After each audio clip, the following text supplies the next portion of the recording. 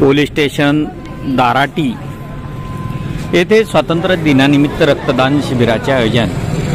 Police station दाराटी तालुका उमरखेड जिल्हा यवतमाळ यांचा हा उपक्रम प्राथमिक आरोग्य केंद्र कोर्टा व वन्यजीव परिक्षेत्र कार्यालय खरबी यांच्या संयुक्त विद्यमानाने स्वातंत्र्य दिनानिमित्त भव्य रक्तदान शिबिराचे आयोजन करण्यात आले होते।